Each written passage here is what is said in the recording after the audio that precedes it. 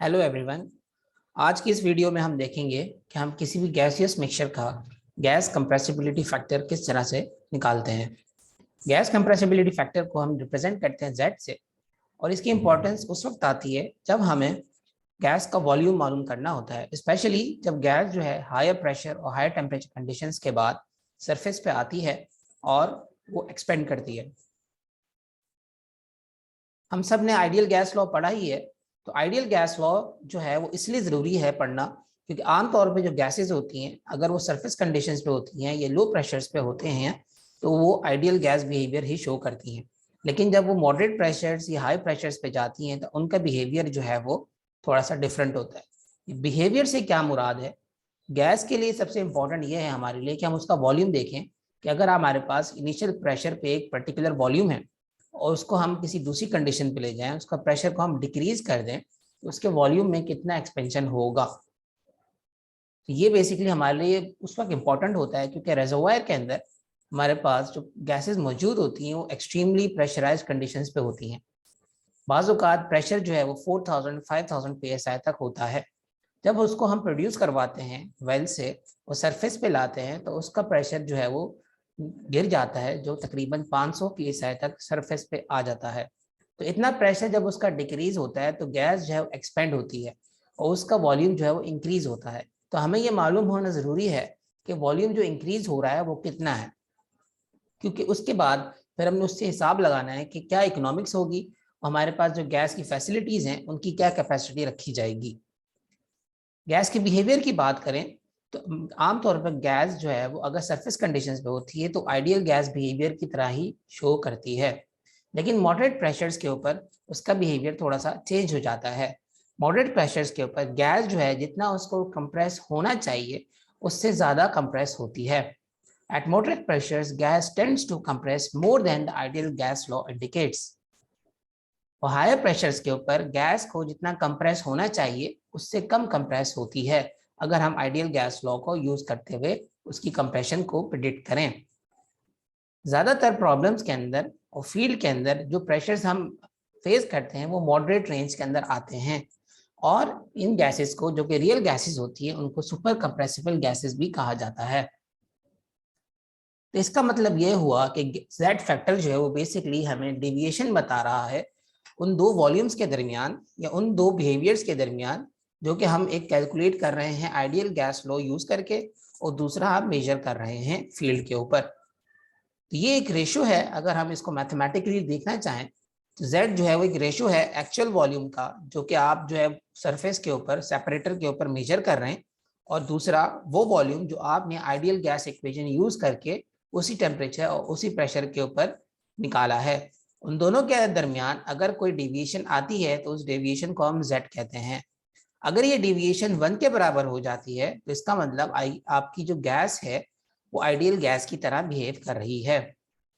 Z की value अमूमन या तो 1 से ज़्यादा होती है या 1 से कम होती है। ये डिपेंड करता है कि जो एक्चुअल वॉल्यूम आपको सरफेस पे मिल रहा है वो कैलकुलेटेड वॉल्यूम से ज़्यादा है या कम है।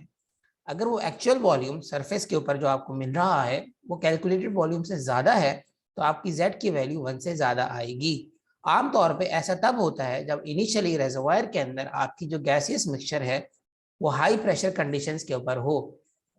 हाई प्रेशर कंडीशन से मेरा मुराद एक्सट्रीमली हाई प्रेशर है जहाँ पे प्रेशर जो है वो 7 या 8000 psi तक चला जाता है। अगर मॉडरेट प्रेशर्स के ऊपर आप काम कर रहे हैं तो उस वक्त एक्चुअल वॉल्यूम जो आपको मिलेगा वो आमतौर पे कैलकुलेटेड वॉल्यूम से कम मिलेगा। ऐसी सूरत में Z की वैल्यू 1 से कम आएगी और ज़्यादातर केसेस में Z की वैल्यू 1 से कम ही आती है।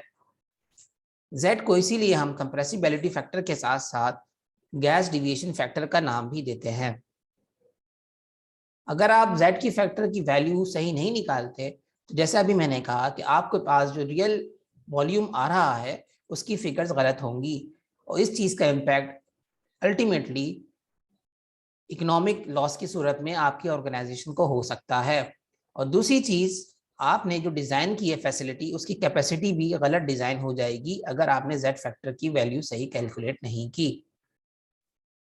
Z फैक्टर की वैल्यू कैलकुलेट होने के बाद अब रियल गैस लॉ यूज करते हुए अपने गैसियस मिक्सचर की बाकी प्रॉपर्टीज भी मालूम कर सकते हैं, जैसा कि स्पेसिफिक वॉल्यूम, डेंसिटी और गैस ग्रेविटी। जेड फैक्टर मालूम करने के लिए जो मेथड इस्तेमाल होता है उसमें ये चार्ट सबसे ज़्यादा इंपॉर्टेंस का हामिल है। इस चार्ट को स्टैंडिंग इन कार्ड्स ने बनाया और इसके ऊपर जो है उन्होंने कुछ प्रॉपर्टीज जो है उनको प्लॉट किया जेड फैक्टर के अगेंस्ट। उन प्रॉपर्टीज का नाम है सूडो रिड्यूस टेम्परेचर और सूडो रिड्यूस प्रेशर। अगर आप इस चार्ट को गौर से देखें तो इसकी 4 एक्सिस हैं। ऊपर वाला एक्सिस जो कि सूडो रिड्यूस प्रेशर का है वो शुरू होता है 0 से और एंड होता है 8 पे, और नीचे वाला एक्सिस शुरू होता है 7 से और एंड होता है 15 पे। ये दोनों एक्सिस जो हैं एक्स एक्सिस ये कंटिन्यूएशन में है। तो अगर आपकी वैल्यू सूडो रिड्यूस प्रेशर की 0 से 8 के दरमियान आ रही है तो आप टॉप वाला एक्सिस इस्तेमाल करेंगे, और अगर 7 से लेके 15 के दरमियान आ रही है तो आप बॉटम वाला एक्सिस इस्तेमाल करेंगे। इसके अलावा ये जो सारे कर्व्स यहाँ पे बने हुए हैं ये शो कर रहे हैं सूडो रिड्यूस टेम्परेचर्स को।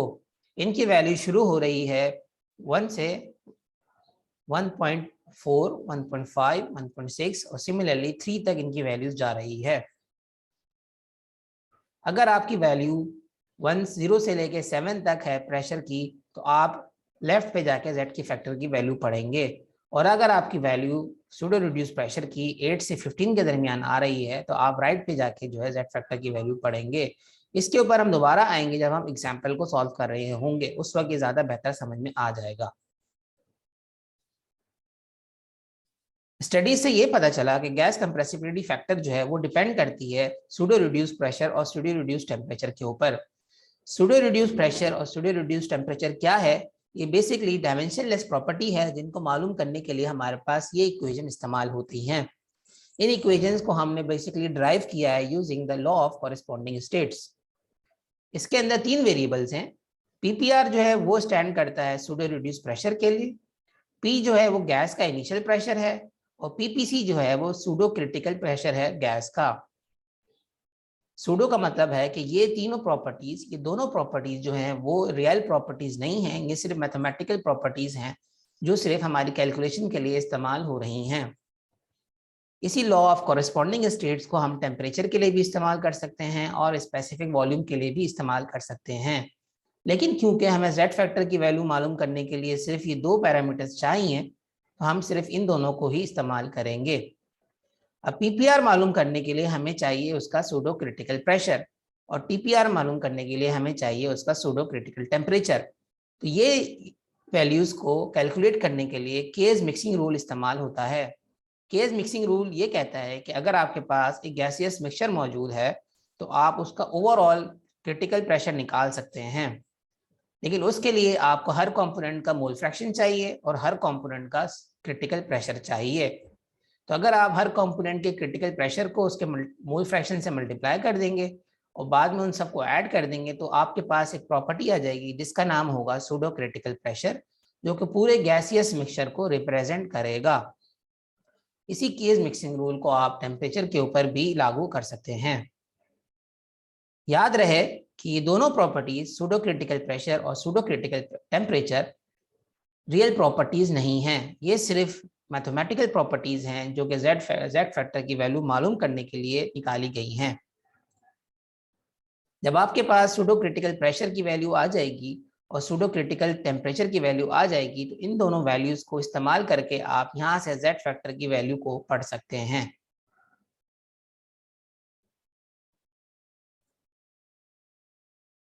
जेड फैक्टर की वैल्यू मालूम करने के हमारे पास डिफरेंट तरीके हैं। ये डिपेंड करता है कि आपके पास डेटा जो है वो किस किस्म का अवेलेबल है। डेटा की बुनियाद पे मैंने जेड फैक्टर डिटरमिनेशन को 4 केसेस में डिवाइड कर दिया है। पहले केस में अगर आपके पास कॉम्पोजिशन दी हुई है तो हम क्या करेंगे, साथ साथ अगर आपकी जो गैसियस मिक्सचर का जो कॉम्पोजिशन है उसमें हाइड्रोजन सल्फाइड की क्वांटिटी वो 5% से कम है तो उस सूरत में उसको स्वीट गैस कहेंगे, और अगर उसकी क्वांटिटी 5% से ज़्यादा है तो उसको सॉर गैस कहेंगे। तो पहले केस में हमारे पास कॉम्पोजिशन दी हुई होगी और गैस हमारी स्वीट होगी, तो हम देखेंगे कि इसको किस तरह से सॉल्व करेंगे और इसमें जेड फैक्टर की वैल्यू निकालेंगे। दूसरे केस में हमारे पास कॉम्पोजिशन अवेलेबल नहीं होगी, तो इस सूरत में हम क्या करेंगे। तीसरे केस में हमारे पास कॉम्पोजिशन दी हुई होगी लेकिन गैस हमारे पास सोर गैस होगी, तो इस वजह से इसके अंदर हम क्या करेंगे।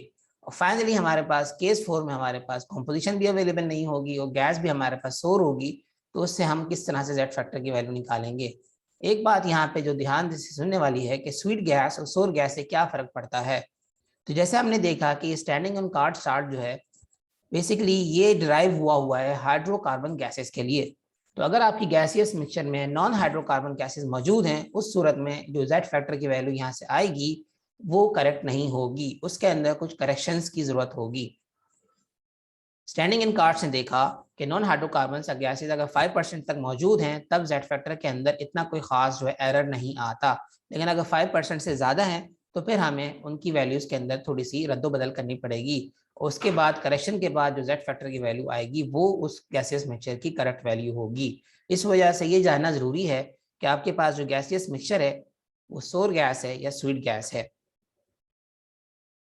तो सबसे पहले हम देखेंगे केस नंबर 1, जिसके अंदर स्वीट गैस हमारे पास अवेलेबल है और उसकी कॉम्पोजिशन भी हमें दी हुई है। तो कॉम्पोजिशन हमें कुछ इस तरीके से दी हुई होती है कि उसके जो है डिफरेंट जो कंपोनेंट्स हैं उनके नाम होते हैं और साथ में उसकी फ्रैक्शन दी हुई होती है।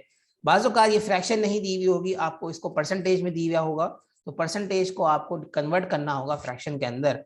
आई एम श्योर कि आप सबको पता है कि परसेंटेज को फ्रैक्शन में कैसे कन्वर्ट करते हैं। अगर यहाँ पे आपके पास ये 0.035 है, 3.0345 है, इसको आप 100 से मल्टीप्लाई करेंगे तो ये परसेंटेज के अंदर कन्वर्ट हो जाएगा। सिमिलरली अगर 3.45% लिखा हुआ है तो उसको 100 से डिवाइड करेंगे तो वो फ्रैक्शन के अंदर आ जाएगा। तो सवाल हमसे ये कह रहा है कि calculate the specific gravity and the gas compressibility factor of the gaseous mixture given in table. The reservoir pressure is 2000 psi and the temperature is 150 degree Fahrenheit. तो हमें इस केस में दो चीज़ें निकालनी है, एक तो इस गैस की स्पेसिफिक ग्रेविटी निकालनी है और दूसरा गैस कंप्रेसिबिलिटी फैक्टर निकालना है। तो सबसे पहले हम ये कंफर्म करेंगे जो गैसियस मिक्सचर हमें दिया हुआ है whether it is a sweet gas और सोर गैस। तो ये तीनों के शुरू के जो नॉन हाइड्रोकार्बन यहाँ पे कंपोनेंट्स हैं इनका एडिशन करेंगे और देखेंगे कि यहाँ पे आपके पास ये एडिशन होके 5% से ज़्यादा है या 5% से कम है। तो अगर हम इन दोनों को ऐड करें, H2S हमारे पास 0 है तो ये तकरीबन 4.5 या 4.7% बनता है जो कि 5% से कम है। तो हमारे पास इसके अंदर स्वीट गैस मौजूद है और इसके अंदर सोर गैस की कोई करेक्शन करने की ज़रूरत नहीं है। बाकी कंपोनेंट्स नीचे दिए हुए हैं, उनकी जो है हमारे पास सारी मोल फ्रैक्शंस मौजूद हैं।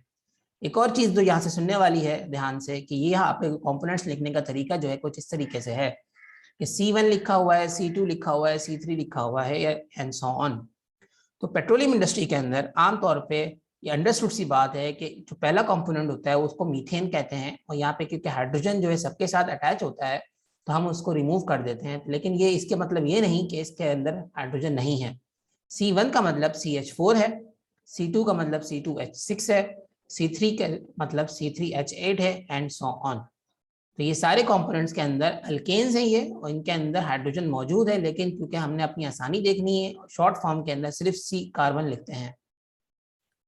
तो अगर हम इसको सॉल्व करने जाएं तो सबसे पहले हम इन कंपोनेंट्स की प्रॉपर्टीज को चाहिए होंगी क्योंकि हमें इनका क्रिटिकल प्रेशर निकालना है, क्रिटिकल टेम्परेचर निकालना है, फिर उनके मोल फ्रैक्शन से उनको मल्टीप्लाई करना है, सिमिलरली इनका मॉलिक्यूलर वेट भी निकालना है। तो उन प्रॉपर्टीज के लिए हम देखेंगे कि हमें या तो बुक के अंदर या आपको अपेंडिक्स के अंदर कुछ इस तरह से टेबल मौजूद होगा। तो इस टेबल में आपको हर प्रॉपर्टी हर कंपोनेंट की डिफरेंट प्रॉपर्टीज दी हुई हैं। मीथेन की दी हुई है, इथेन की, प्रोपेन की, ब्यूटेन की, पेंटेन की, हेक्सेन की, हेप्टेन की एंड नीचे कुछ नॉन हाइड्रोकार्बन भी मौजूद हैं जिनमें कार्बन डाइऑक्साइड है, हाइड्रोजन सल्फाइड है, ऑक्सीजन है, नाइट्रोजन है। तो जितने आपके काम के कंपोनेंट सवाल के अंदर मौजूद हैं उन सब की यहाँ पे प्रॉपर्टीज मेंशन है। तो आपने अपने काम की प्रॉपर्टीज यहाँ से जो है एक्सट्रैक्ट करनी है और एक टेबल अलग से बनाना है, उन प्रॉपर्टीज को वहाँ पे इंसर्ट कर देना है। तो सबसे पहले हमें इन सारे कंपोनेंट्स का मॉलिक्यूलर वेट चाहिए। हमें बॉइलिंग पॉइंट से कोई काम नहीं, हमें रिलेटिव डेंसिटी से कोई काम नहीं, हमें ग्रॉस कैलोरीफिक वैल्यू से कोई काम नहीं, हमें उनका क्रिटिकल टेम्परेचर चाहिए, हमें उनका क्रिटिकल प्रेशर चाहिए। तो इन वैल्यूज़ को हम इस्तेमाल करके एक नया टेबल क्रिएट करेंगे और उस टेबल के अंदर इन वैल्यूज़ को हम डाल देंगे जैसा कि ये मैंने टेबल एक्सेल के ऊपर बनाया है।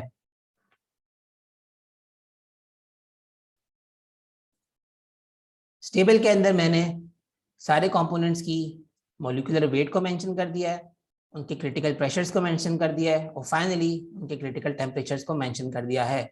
ये बात ध्यान से रखने वाली है याद कि ये प्रेशर्स जो है वो पीएसआई के अंदर हैं और टेम्परेचर्स जो है वो रैंकाइन के अंदर हैं। तो अगर कोई टेम्परेचर आपको फ़ारेनहाइट के अंदर नजर आ रहा है तो आपने उसको रैंकाइन के अंदर कन्वर्ट करना होगा। तो नेक्स्ट स्टेप ये होगा कि यूजिंग केस मिक्सिंग रूल हमने हर प्रॉपर्टी को उसके मोल फ्रैक्शन से मल्टीप्लाई करना है। तो यहाँ पे हम क्या करेंगे कि हम मॉलिक्यूलर वेट को मीथेन नाइट्रोजन के मॉलिक्यूलर वेट को नाइट्रोजन के मोल फ्रैक्शन से मल्टीप्लाई करेंगे। सिमिलरली हम जो है वो कार्बन डाइऑक्साइड के मॉलिक्यूलर वेट को उसके मोल फ्रैक्शन से मल्टीप्लाई कर देंगे।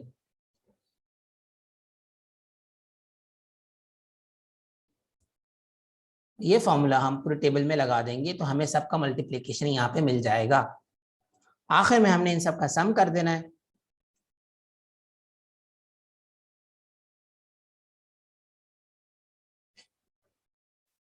तो हमें ये टोटल इसका मॉलिक्यूलर वेट मिल जाएगा। इस वैल्यू को हम कहते हैं अपैरेंट मॉलिक्यूलर वेट।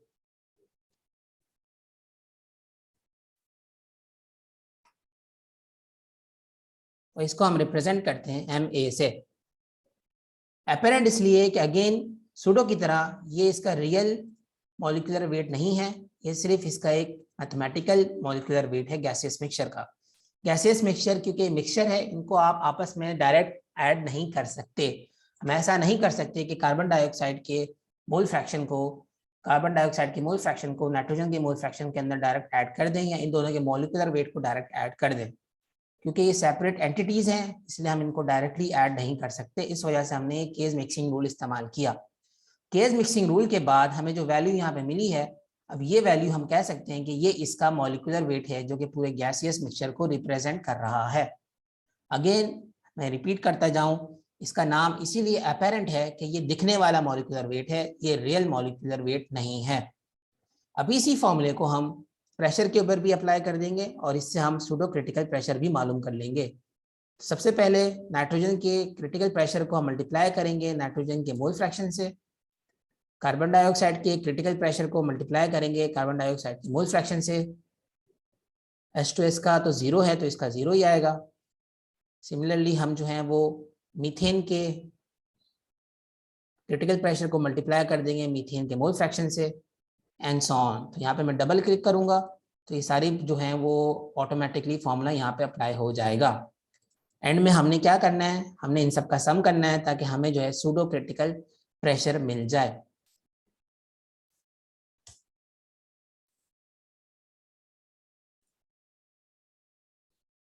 इस वैल्यू के अंदर थोड़ी सी प्रॉब्लम आ रही है, ये फॉर्मूला कहीं पर गलत है तो मैं इसको देख लेता हूँ।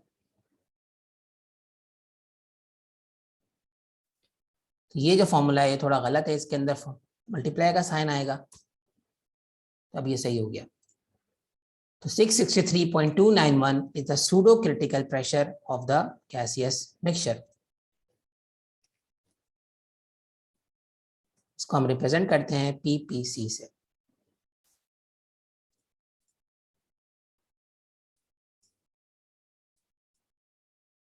फाइनली सूडो क्रिटिकल टेम्परेचर मालूम करने के लिए अगेन हमने केस मिक्सिंग रूल इस्तेमाल करना है। हर एक कंपोनेंट के क्रिटिकल प्रेशर टेम्परेचर को उसके मोल फ्रैक्शन से मल्टीप्लाई करना है।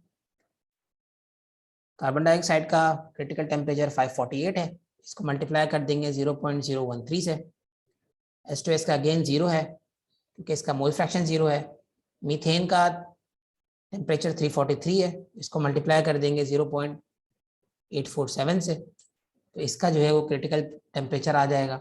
इस तरह से हम पूरी सब हर कंपोनेंट की प्रोडक्ट निकाल लेंगे। आखिर में इन सब का हमने समीशन कर लेना है।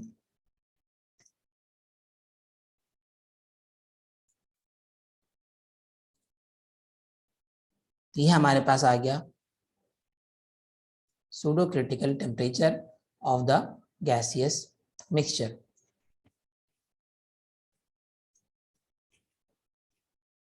PPC। हम स्लाइड की तरफ अगर वापस जाएं तो हमने आपसे कहा था कि जब कंपोनेंट की कंपोजिशन हमें दी भी होती है तो हमें सबसे पहले निकालना होता है पीपीसी एंड टीपीसी। तो ये वाला काम हमने कर लिया। इसके बाद नेक्स्ट स्टेप ये होगा कि कॉरेस्पॉन्डिंग स्टेट्स पे हमने पहुंचना है, तो हमें पीपीआर और टीपीआर निकालना है। तो उसके लिए हमें प्रेशर मालूम हो, पीपीसी हमने निकाल लिया, टीपीआर के लिए टेम्परेचर हमें सवाल में दिया हुआ है, टीपीसी हमने निकाल लिया। तो हमें तो दोनों वैल्यूज पता है, तो हम अब रिड्यूस प्रॉपर्टीज जो है वो आराम से निकाल सकते हैं।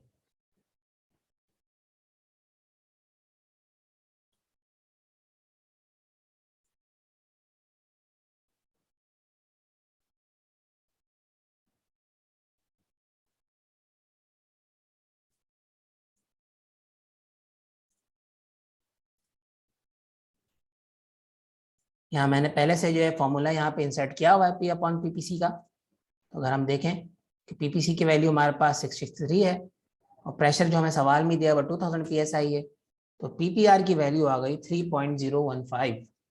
सिमिलरली टीपीआर निकालने के लिए हमें फॉर्मूला यहाँ पे लिखा हुआ है टी अपॉन टीपीसी। एक चीज यहाँ पे एक और चीज आपने ध्यान रखना है कि टेम्परेचर जो हमें सवाल में दिया हुआ था वो था 150 डिग्री फ़ारेनहाइट। तो इसको हम कन्वर्ट कर देंगे रैंकाइन के अंदर। फ़ारेनहाइट से रैंकाइन के अंदर कन्वर्ट करने के लिए 460 ऐड करते हैं। तो हमने 150 में 460 ऐड किया और इसको डिवाइड कर दिए, जो हमारा टीपीसी आया था जो कि था 374.1268। तो हमें टीपीआर की वैल्यू मिल गई 1.63। फाइनली स्पेसिफिक ग्रेविटी मालूम करने के लिए हमारे पास जो फॉर्मूला यूज होता है उसके अंदर हमने जो अपरेंट मॉलिक्यूलर वेट निकाला था उसको डिवाइड कर देते हैं 29 से। अब यहाँ पे जो 29 है ये क्या चीज है? Specific gravity is basically a ratio between molecular weight of a particular gas and the molecular weight of air. तो एयर का मॉलिक्यूलर वेट अराउंड 29 होता है, तो उसको यहाँ पे डायरेक्टली 29 लिख दिया गया है। तो specific gravity is equal to molecular weight of the gaseous mixture divided by molecular weight of air. तो हमने जो अपेरेंट मॉलिक्यूलर वेट निकाला था 19.9 के अराउंड आ रहा था और एयर का मॉलिक्यूलर वेट 29 है। इन दोनों का रेशियो हम जब डिवाइड करेंगे तो हमारे पास आंसर आ जाएगा 0.086। तो 0.686 जो है ये स्पेसिफिक ग्रेविटी है गैसियस मिक्सचर की। सूडो रिड्यूस प्रॉपर्टीज हमने देख लिया एक्सेल फाइल के ऊपर क्या आ रही है। तो पीपीआर हमारे पास आ रहा है 3.02 और टीपीआर हमारे पास आ रहा है 1.63। तो आपके पास फाइनली लास्ट स्टेप रह गया है कि आपने जेड फैक्टर निकालना है। तो using these values we go to our Standing and Katz chart. वहाँ पे हम इन दोनों चीज़ों को जो है वो प्लॉट करेंगे और देखेंगे कि जेड की वैल्यू क्या आ रही है। तो आप देखें कि मैंने कहा था कि अगर 0 से 8 के दरमियान आ रही है पीपीआर की वैल्यू तो ऊपर वाला जो है आप टेबल पढ़ेंगे, ऊपर वाला एक्सेस पढ़ेंगे। सही। तो हमारे पास जो आ रही है इसकी वैल्यू पीपीआर की वो आ रही है 3.02, जो 3 हो सकती है। तो 3 से आप एक लाइन नीचे ड्रॉ करेंगे और देखेंगे कि आपके पास, अच्छा जी, जैसा कि हमने देखा कि पीपीआर की वैल्यू तकरीबन हमारे पास 3 आई है। तो आपने ऊपर वाले एक्सेस पे देखना है कि 3 कहाँ पे है। तो हमारे पास 3 जो है यहाँ पे मौजूद है। और नेक्स्ट हमारे पास जो टीपीआर की वैल्यू वो ऑलमोस्ट 1.6 है। तो आप यहाँ से पढ़ते जाएं कि 1.6 वाला कर्व कौन सा है। तो ये 1.4 लिखा हुआ है, ये 1.45 है, 1.5 है और ये जो कर्व जा रहा है ये 1.6 का है। तो 3 से आप एक लाइन नीचे ड्रॉ करेंगे और देखेंगे कि 1.6 वाले कर्व को ये कहाँ पे इंटरसेक्ट कर रहा है। तो ये पॉइंट है जहाँ पे ये 1.6 वाले कर्व को इंटरसेक्ट कर रहा है। ठीक है, और यहाँ से एक हॉरिजॉन्टल लाइन ड्रॉ करेंगे और देखेंगे कि ये वाई एक्सिस को कहाँ इंटरसेक्ट कर रहा है। तो 0.8 के बाद पहली जो आपके पास लाइन है वो 0.81 की है और दूसरी लाइन 0.82 की है। तो इस तरह से आप जो है वो देख लेंगे कि आपकी वैल्यू क्या आ रही है। तो हमारे केस के अंदर z की वैल्यू आ रही है 0.83। तो ये तरीक़ेकार है कि हमारे पास जब कॉम्पोजिशन दी हुई होती है और हमारे पास गैस जो है वो स्वीट गैस है, तो उसके अंदर हम गैस की z फैक्टर की वैल्यू किस तरह से निकालते हैं। आगे बढ़ते हैं केस 2 की तरफ। जब हमारे पास इसी तरह की गैस होगी लेकिन उसके अंदर कॉम्पोजिशन हमें मालूम नहीं होगी। तो अगर आपके पास कॉम्पोजिशन नहीं दी हुई होती तो उसके अलावा आपको कोई ना कोई डेटा ऐसा दिया हुआ होगा जिसको इस्तेमाल करके आप जो है वो जेड फैक्टर की वैल्यू निकाल सकते हैं। तो सवाल के अंदर जो आपके पास एक्स्ट्रा डेटा यहाँ पे दिया हुआ होगा वो उसकी स्पेसिफिक ग्रेविटी होगी। तो तो using this specific gravity you can calculate the Z factor of the gaseous mixture. तो सवाल हमसे है कि हमारे पास एक गैस है जिसका इनिशियल प्रेशर जो है वो 3000 psi है और इनिशियल टेम्परेचर जो है उसका 180 डिग्री फ़ारेनहाइट है। हमें क्या करना है, हमें गैस कंप्रेसिबिलिटी फैक्टर निकालना है जो Z होता है, और उसकी डेंसिटी निकालनी है अंडर इनिशियल रिजर्वॉयर कंडीशन। तो Z फैक्टर निकालने के लिए हमें जो डेटा रिक्वायर्ड था, हमने लास्ट केस में देखा था कि सबसे पहले हम उसका पीपीसी निकालते हैं और टीपीसी निकालते हैं, जो उसकी सूडो क्रिटिकल प्रॉपर्टीज कहलाती हैं गैसियस मिक्सचर की। लास्ट केस में हमने केज मिक्सिंग रूल इस्तेमाल करके ये प्रॉपर्टीज निकाली थी, लेकिन केज मिक्सिंग रूल के लिए जरूरी है कि आपको गैस की कॉम्पोजिशन पता हो। इस केस में हमें गैस की कॉम्पोजिशन नहीं पता, तो हमें स्पेसिफिक ग्रेविटी के थ्रू ये क्रिटिकल प्रॉपर्टीज निकालनी होंगी। तो स्पेसिफिक ग्रेविटी के थ्रू जो है वो हम इनकी क्रिटिकल प्रॉपर्टीज भी निकाल सकते हैं यूजिंग दिस चार्ट। ये ब्राउन एक साइंटिस्ट थे जिन्होंने ये चार्ट जो है वो डिजाइन किया। ठीक है, तो दो तरीके हैं आपके पास, या तो इस चार्ट से आप निकाल सकते हैं, या ये दो इक्वेशंस हैं जिनको यूज करते हुए आप जो है वो सूडो क्रिटिकल प्रॉपर्टीज मेजर या कैलकुलेट कर सकते हैं। एक मरतबा आपके पास सूडो क्रिटिकल प्रॉपर्टीज आ जाएंगी तो अगेन आप उनकी सूडो रिड्यूस प्रॉपर्टीज निकाल लेंगे, टीपीआर और पीपीआर, और वापस स्टैंडिंग और कार्ड चार्ट पे चले जाएंगे और वहां से Z की वैल्यू पढ़ लेंगे। पहले हम देख लेते हैं कि आपके पास जो स्पेसिफिक ग्रेविटी दी हुई है उसको यूज करते हुए हम इस चार्ट पे से सूडो क्रिटिकल प्रॉपर्टीज कैसे पढ़ सकते हैं। तो नीचे जो आपके पास एक्स एक्सिस है, यहाँ पे specific gravity of the gas जो है वो प्लॉट हुई हुई है, और लेफ्ट पे जो एक्सिस है वो शुरू का एक्सिस सूडो क्रिटिकल टेम्परेचर के लिए है, और ऊपर वाला एक्सिस जो है वो सूडो क्रिटिकल प्रेशर के लिए है। तो आपने सिंपली ये करना है कि आपको जो वैल्यू दी हुई है 0.699 जो कि अराउंड 0.7 होती है, वहां से एक वर्टिकल लाइन ऊपर की तरफ ड्रॉ करनी है। और ये दो कर्व्स हैं क्योंकि यही ग्राफ कंडेंसेट वेल फ्लूइड्स के लिए भी इस्तेमाल हो रहा है और गैसेस के लिए भी इस्तेमाल हो रहा है, लेकिन क्योंकि हम गैसेस पे काम कर रहे हैं तो जहाँ पे ये लाइन वर्टिकल लाइन गैस वाले कर्व को इंटरसेक्ट करेगी वहां पे हम रुक जाएंगे और वहां से एक हॉरिजॉन्टल लाइन ड्रॉ कर लेंगे। तो ये पहली वाली जो वैल्यू होगी ये सूडो क्रिटिकल टेम्परेचर की वैल्यू होगी, जो अराउंड हमारे केस में यहाँ पे 390 आ रही है। अब इस वर्टिकल लाइन को हम मजीद ऊपर की तरफ लेके जाएंगे। यहाँ पे भी दो कर्व्स बने हुए हैं, एक वेल कंडेंसेट फ्लूइड्स के लिए हैं, दूसरे गैसेस के लिए हैं। तो गैस वाले पार्ट को जहाँ पर ये इंटरसेक्ट कर रहा है वहां से हम जो है एक लाइन ड्रॉ करेंगे लेफ्ट के थ्रू, और देखेंगे कि वाई एक्सिस को कहाँ पे इंटरसेक्ट कर रहा है। जहाँ पे ये वाई एक्सिस को इंटरसेक्ट कर रहा है ये हमारी वैल्यू होगी सूडो क्रिटिकल प्रेशर की। तो इस केस में हमारी सूडो क्रिटिकल प्रेशर की वैल्यू तकरीबन 680 आ रही है। अगर हम इस चार्ट को यूज करते हुए सूडो क्रिटिकल प्रॉपर्टीज निकालना चाहें तो हमारे पास टीपीसी की वैल्यू जो आ रही है वो 390 आ रही है, और पीपीसी की वैल्यू जो आ रही है वो 680 आ रही है। दूसरा तरीका इन सूडो क्रिटिकल प्रॉपर्टीज को निकालने के लिए ये है कि हमारे पास ये इक्वेशंस हैं, हम इस इक्वेशन को यूज करते हुए भी उसकी सूडो क्रिटिकल प्रॉपर्टीज निकाल सकते हैं। पीपीसी निकालने के लिए जो हमारे पास इक्वेशन है वो 677 plus 15.0 gamma minus 37.5 gamma square है। यहाँ पे गामा जो है वो स्पेसिफिक ग्रेविटी है गैस की। टीपीसी के लिए भी हमारे पास यहाँ पे इक्वेशन मौजूद है जो कि है 168 plus 325 gamma minus 12.5 gamma square.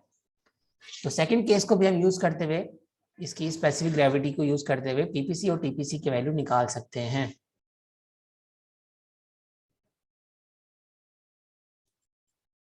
तो ये इक्वेशन दोनों हमने जो है वो यहाँ पे एक्सेल शीट पे डाल दी है। यहाँ पे मैंने जब इसके अंदर गामा की वैल्यू डाली तो मेरे पास जो वैल्यू आ रही है पीपीसी की वो आ रही है तकरीबन 670 psi, 669.1625 psi to be exact, और जो टीपीसी की वैल्यू आ रही है वो आ रही है 389.0675 रैंकाइन। इक्वेशन और ग्राफ में फिर फर्क है, ग्राफ से आपकी वैल्यू थोड़ी सी जो है वो एग्जैक्ट नहीं आएगी। अगर आपको बिल्कुल एग्जैक्ट वैल्यू चाहिए तो आप इक्वेशन यूज कर सकते हैं। फाइनली जब आपने इक्वेशन के थ्रू ये वैल्यूज निकाल ली तो आप पीपीआर और टीपीआर निकालेंगे। पीपीआर का जो फॉर्मूला है वो पी अपॉन पीपीसी है। ठीक है, प्रेशर जो आपको सवाल में दिया हुआ है उसकी वैल्यू थी 3000 psi, उसको आपने पीपीसी से डिवाइड कर देना है। तो पीपीआर हमारे केस में आ रहा है 4.48। सेकंड जो टीपीआर आपने निकालना है उसका फॉर्मूला है टी अपॉन टीपीसी। तो ये काम बिल्कुल वैसे ही है जैसे आपने लास्ट केस में किया था कि जब आपको कंपोजिशन दी हुई थी। तो टेम्परेचर जो हमें सवाल में दिया हुआ था 180 फ़ारेनहाइट था, अगेन उसको कन्वर्ट किया है रैंकाइन के अंदर, उसने 460 ऐड किया तो वो रैंकाइन में कन्वर्ट हो गया। और फिर हमने उसको डिवाइड कर दिया है टीपीसी से, तो हमारे पास जो वैल्यू आ रही है वो आ रही है 1.64। तो पीपीआर आ रहा है 4.48 और टीपीआर आ रहा है 1.64। तो जब ये दो वैल्यूज हमें मिल जाएंगी तो हम इन दो वैल्यूज को वापस लेके जाएंगे स्टैंडिंग इन कार्ड्स चार्ट के ऊपर, और यहाँ से अगेन जेड की वैल्यू पढ़ लेंगे। अगेन हमारी जो पीपीआर की वैल्यू है वो 0 से 8 के दरमियान है, तो आपके पास 4.5 जो है ऊपर वाला एक्सेस पढ़ेंगे, तो 4.5 से आप एक वर्टिकल लाइन नीचे ड्रॉ करेंगे और देखेंगे कि 1.6 वाले कर्व को ये कहाँ पे इंटरसेक्ट कर रहा है। तो हमारे पास जो वैल्यू है 1.65 के अराउंड है, तो थोड़ा सा ऊपर मैंने ये पॉइंट यहाँ पे लिया है। वहां से फिर आप एक हॉरिजॉन्टल लाइन ड्रॉ करेंगे और देखेंगे कि ये वाई एक्सिस को कहाँ पे इंटरसेक्ट कर रहा है। तो हमारे पास इस केस में जो वैल्यू आ रही है जेड की वो आ रही है 0.84। तो ये हमने देखा कि अगर आपके पास जो है वो सवाल के अंदर कंपोजिशन नहीं दी हुई, तो इस केस में आप z की वैल्यू किस तरह से निकाल सकते हैं। फाइनली हमारे पास जो सवाल था उसमें दो पार्ट से, एक पार्ट में हमने उसका गैस कंप्रेसिबिलिटी फैक्टर निकालना था और दूसरे पार्ट में हमने गैस की डेंसिटी भी निकालनी थी। डेंसिटी का हमने एक शुरू में फॉर्मूला पढ़ा था जो कि आपके पास in terms of Z factor हमारे पास दिया हुआ था। तो डेंसिटी का जो फॉर्मूला है वो हमें यहाँ पे मैं एक्सेल शीट पे भी यहाँ पे इंसर्ट कर दिया है, जो कि डेंसिटी बराबर है 2.7 P gamma upon Z T. T जो है वो प्रेशर गैस का इनिशियल प्रेशर जो कि सवाल में दिया हुआ है, गैमा जो है स्पेसिफिक ग्रेविटी है गैस की जो अगेन सवाल में दी हुई है, जेड अभी हमने निकाल दिया जिसकी वैल्यू 0.84 आई है, और टेम्परेचर भी हमें रैंकाइन के अंदर जो है वो हमने कन्वर्ट कर लिया था, सवाल में जो है वो 180 डिग्री फ़ारेनहाइट दिया हुआ था। तो इन सब पैरामीटर्स की वैल्यू मैंने यहाँ पे इंसर्ट की, 2.7 into 3000 into 0.699 which was the specific gravity divided by Z, Z की वैल्यू अभी हमने पढ़ी 0.84 और 640 जो कि टेम्परेचर है रैंकाइन के अंदर। तो जब हमने इस इक्वेशन को कैलकुलेट किया तो यहाँ पर डेंसिटी की वैल्यू आ गई जो कि बराबर है 10.53 के। तो ये बहुत आसान तरीका है जिससे हम किसी भी गैसेस मिक्सचर का डेंसिटी मालूम कर सकते हैं। तो ये अभी हमने सेकंड केस देखा जिसके अंदर हमें अगर गैस की कंपोजिशन नहीं दी हुई और गैस की सिर्फ स्पेसिफिक ग्रेविटी दी हुई है, तो उससे हम गैस का जेड फैक्टर या गैस कंप्रेसिबिलिटी फैक्टर किस तरह से निकालते हैं। उसके अलावा हमने देखा कि गैस की जो है वो डेंसिटी हम किस तरह से मेजर